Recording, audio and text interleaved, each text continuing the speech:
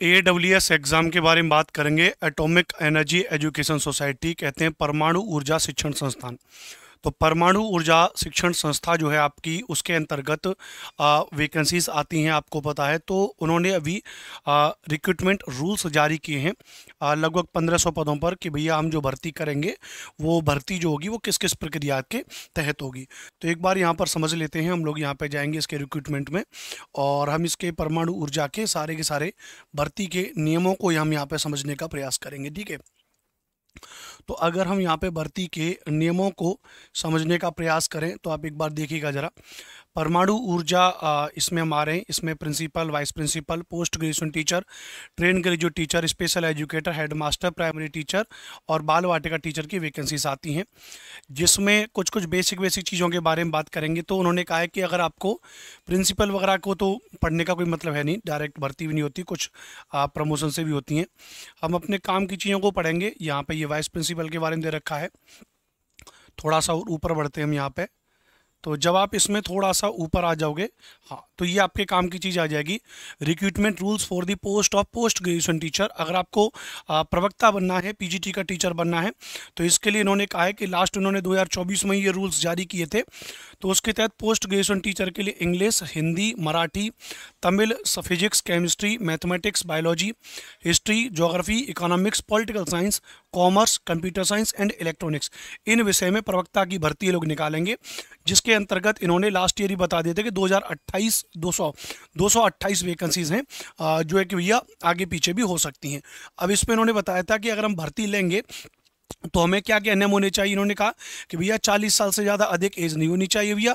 5 साल का age relaxation दे देंगे अगर वो पहले से ही AWS में अगर नौकरी कर रहा है किसी पद पे या किसी विशेष कैटेगरी वगैरह से आता है जो केंद्र के अंतर्गत मान्यता प्राप्त है। अच्छा, कौन इसमें भर सकता है? तो इसके बारे में उन्होंने सब में कह दिया भैया कि जो एसेंशियल योग्यता है कि integrated post graduation course from NCT recognised university in the concern subject with at least 50% mark in aggregate including B.Ed component. मतलब आपने क्या होना चाहिए, आपका भैया 50% मार्क्स के साथ आपने क्या किया होना चाहिए, पोस्ट ग्रेजुएशन किया होना चाहिए, प्लस आपका क्या होना चाहिए, B.Ed की डिग्री होनी चाहिए। तो ज़्यादातर अगर आप देखोगे पीजीटी की कोई भी भर्ती परीक्षा आप देखोगे तो उनमें यही रहता है, पोस्ट ग्रेजुएशन चाहिए 50% अंकों के साथ में, और आपके साथ में क्या होना चाहिए, B.Ed होना चाहिए, ध्यान रखना। तो ये तो आप सभी विषयों के लिए पीजीटी के लिए क्या हो गया, ये सभी विषयों के लिए पीजीटी का क्या हो गया, रिक्विजिशन रूल हो जाएगा। अच्छा, अब जैसे मैं कोई भी, जैसे अगर मैं अपना भी इसमें देखूं, पीजीटी ज्योग्राफी का भी देखूं, तो पीजीटी ज्योग्राफी का क्या है, इन कंसर्न सब्जेक्ट और any specialisation in concern subject provide the candidate has studies concern subject at graduation level also. यानी जो आपने पीजीटी में जो आपका सब्जेक्ट है, ये और कंडीशन है कि वो आपने ग्रेजुएशन लेवल पर भी आपने सब्जेक्ट पढ़ा होना चाहिए। खैर, ये तो रही पीजीटी के बारे में। B.Ed डिग्री अनिवार्य है 50% अंकों के साथ में। अगर हम बात करेंगे डिजायरेबल क्वालिफिकेशन, मतलब जो अलग से हैं कि अगर TGT in the recognised institution in concern subject, अगर उसको टीजीटी का एक्सपीरियंस है तो और बहुत बढ़िया है, कंप्यूटर की नॉलेज है, एक्सपीरियंस है अगर पढ़ाने का तो ज़्यादा और बढ़िया हो जाएगा, ठीक है।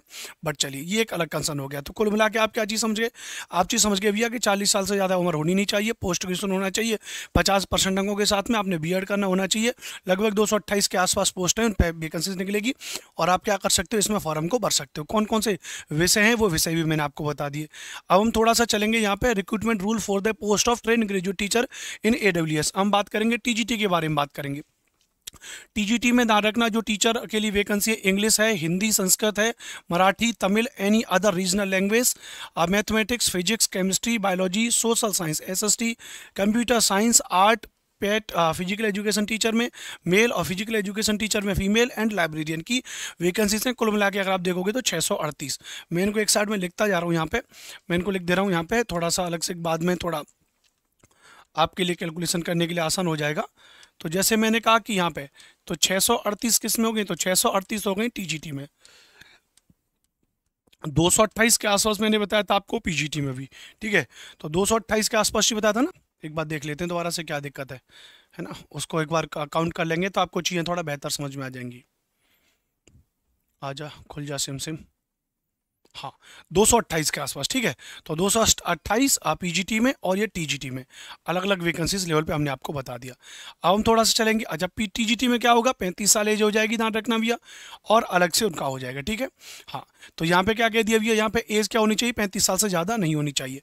क्वालिफिकेशन क्या होनी चाहिए, ध्यान रखना भैया, तो जाहिर सी बात है आपका क्या होना चाहिए, बीएड होना चाहिए, और आपका क्या होना चाहिए, ग्रेजुएशन होना चाहिए। बीएड और ग्रेजुएशन की बात यहाँ पर की गई है, क्या की गई है, बीएड और ग्रेजुएशन की बात यहाँ पर की गई है, ध्यान रखना, ठीक है। अच्छा, प्लस टीजीटी के एग्जाम में क्या हो जाता है, सीटेट का पेपर 2 आपका पास होना चाहिए। क्या होना चाहिए, सीटेट का पेपर 2 आपका पास। यानी आपको अगर टीजीटी का टीचर लगना है तो आपको ग्रेजुएशन हो जानी चाहिए, प्लस उसके साथ आपने बीएड किया हो, प्लस इसके साथ आपका सीटेट का पेपर 2 आपका क्या होना चाहिए भैया, पास होना चाहिए। सीटेट का पेपर 2 पास होना चाहिए, ग्रेजुएशन होना चाहिए और बीएड होना चाहिए, ध्यान रखना भैया, इन सब्जेक्ट्स में। उसके अलावा आगे चलेंगे, ध्यान रखना। अगर हम पीआरटी में आ जाएंगे तो पीआरटी में तो आपको पता है भैया, पीआरटी में आपका क्या होना चाहिए, कोई भी 2 साल का डिप्लोमा होना चाहिए, ध्यान रखना, और आपका सीटेट का पेपर 1 आपका पास होना चाहिए। यहाँ पे लाइब्रेरियन के बारे में बात किया गया है। लाइब्रेरियन में bachelor degree in library science from university 50% अंकों के साथ में, bachelor degree in library and information science from recognised university with at least 50% marks. यानी आपकी लाइब्रेरी साइंस में आपका क्या होना चाहिए, डिग्री होनी चाहिए, ध्यान रखना। उसके अलावा एजुकेशन क्वालिफिकेशन में yes, the condition of processing CTET paper 2 is also applicable to LDE as per NCT guideline. CTET का पेपर 2 भी आपका पास होना चाहिए, ध्यान रखना भी है, ठीक है। चलिए आगे बात करेंगे। इसके अलावा थोड़ा सा और आगे चलते हैं। अब हम आ जाएंगे यहाँ पर आ जाएंगे स्पेशल एजुकेटर के लिए। तो स्पेशल एजुकेटर की 10 भर्तियाँ एक बार है ना, स्पेशल एजुकेटर वाले देख लीजिएगा इसको। उसके अलावा अगर हम काम भर की चीज़ों पर थोड़ा सा और आगे आ जाएं, अगर हम हेड मास्टर की आ जाएं तो हेड मास्टर की 29 पोस्ट हैं, 29 और 10 40 50 आसपास अलग से मान लीजिए। उसके अलावा मानेंगे यहाँ पे प्राइमरी टीचर में, तो प्राइमरी टीचर में कितनी हो जाएंगी भैया, तो प्राइमरी टीचर में आप बात करोगे भैया तो 580 पोस्ट हो जाएंगी प्राइमरी टीचर में। कितनी हो जाएंगी भैया, तो प्राइमरी टीचर में हो जाएंगी 580 पोस्ट। अब 580 पोस्ट आपकी प्राइमरी टीचर में हो जाएंगी। क्या कहा गया, senior secondary, higher secondary, intermediate होना चाहिए, 50% अंकों के साथ में, 2 साल का डिप्लोमा होना चाहिए, और आपका सीटेट का पेपर 1 आपका पास होना चाहिए। Qualified in the central teaching eligibility test paper 1 conducted by the government of India, ये आपका पास होना चाहिए। इस तरीके से अगर आप देखोगे अलग अलग तरीके से वैकेंसीज हैं, अलग अलग तरीके से हैं। तो लगभग अगर मान के चले हम कितनी 580, तो यहाँ पर मैं क्या लिख लूँ, जैसे हमने कहा 580 यहाँ पर क्या हो जाएंगी, 580 आपकी पीआरटी हो जाएंगी। 40-50 के आसपास भर्ती आप मान लो स्पेशल एजुकेटर और हेड मास्टर वगैरह की।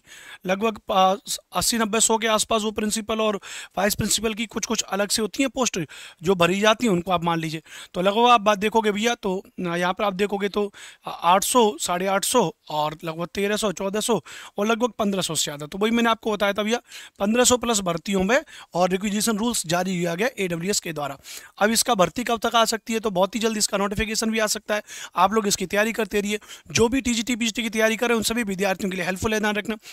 यहाँ पर क्या होगा कि भाई सिलेबस तो वही है, सिलेबस तो वही है, चाहे टीजीटी का हो चाहे पीजीटी का हो, ध्यान रखना पीआरटी का हो, लगभग सिलेबस वही है। एक वीडियो अलग से मैं इस चैनल पे पहले ही मैंने एक वीडियो अपलोड किया हुआ है सिलेबस को लेकर के कि भाई इसमें क्या क्या पूछा जाता है। आप कहोगे तो एक वीडियो और मैं आपके लिए बना दूंगा, वीडियो की डिस्क्रिप्शन में कमेंट कर देना कि इसके सिलेबस को लेकर के एक वीडियो और बना दीजिए, तो हम इसके सिलेबस को लेकर के एक अलग से वीडियो मैं आपके लिए और बना दूंगा। तो बढ़िया भर्ती है AWS की, आप इसके आधार पर तैयारी करते रहिए। कोई भी टीजीटी पीजीटी की तैयारी कर रहा है उसके लिए भर्ती बहुत आसान हो जाती है, क्योंकि वहाँ पर क्या है, वहाँ पर सब्जेक्ट स्पेसिफिक चीज़ें पूछी जा रही हैं। क्या पूछी जा रही हैं, आपकी सब्जेक्ट स्पेसिफिक चीज़ें पूछी जा रही हैं। तो अपने सब्जेक्ट को अच्छे तरीके से तैयार करती रहिए। मेरा नाम अनुपम भारद्वाज है, आप मुझे SST भाई अनुपम सर के नाम से जानते हैं। और अब आप सभी का रैंकर्स टीचिंग एग्जाम पे स्वागत है। ये हमारा यूट्यूब चैनल का नाम है अब रैंकर्स टीचिंग एग्जाम। तो आप इस चैनल को सब्सक्राइब करिएगा, अपने दोस्तों को शेयर करिएगा। सभी टीचिंग एग्जाम की तैयारी आपको इस चैनल पर बेहतरीन तरीके से होगी। अभी तक इस चैनल पर मैं अकेला पढ़ाता था, लेकिन अब आपको एक बहुत बड़ी टीम मेरे साथ में आपको इस चैनल पर देखने को मिलेगी अलग अलग विषयों की। तो विधिवत तरीके से आप हमारे साथ में जुड़ सकते हैं। चैनल को सब्सक्राइब कर लें। जय हिंद, वंदे मातरम। मुलाकात करेंगे अगली किसी वीडियो में।